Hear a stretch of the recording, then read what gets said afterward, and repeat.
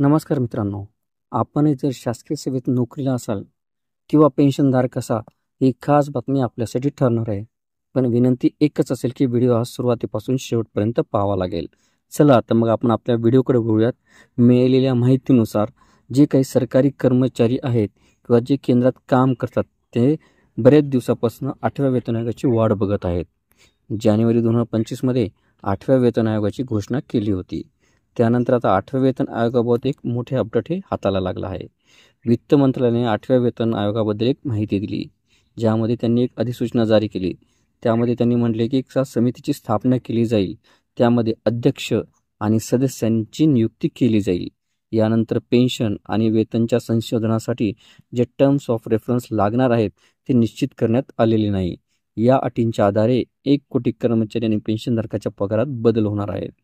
लोकसभेत वित्त राज्यमंत्री यांनी ही माहिती दिली आहे. संसदेत प्रश्न विचारण्यात आला की सरकार 2026 मध्ये लागू होणार असलेल्या 8व्या वेतन आयोगाची अधिसूचना जारी केली की नाही.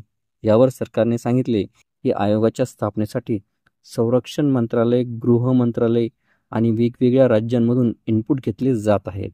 अध्यक्ष आणि सदस्यांची नियुक्ती अधिसूचनेनंतरही जाहीर केली जाईल. जेव्हा आयोग त्यांच्या शिफारसी देईल आणि सरकार त्या स्वीकारतील, त्यानंतरच 8व्या वेतन आयोगामध्ये पगार किती वाढणार हे ठरवले जाणार आहे.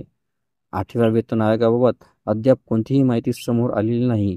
वित्तीय कंपन्या अँबिट कॅपिटलच्या अहवालामध्ये म्हटले की पगारात किमान 14 आणि कमाल 54% वाढ होण्याची शक्यता आहे.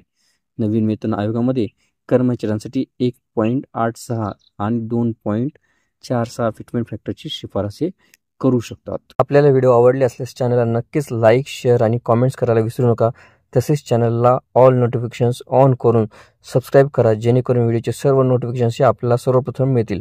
लवकरच आपण पुढच्या व्हिडिओमध्ये भेटूया. तोपर्यंत नमस्कार.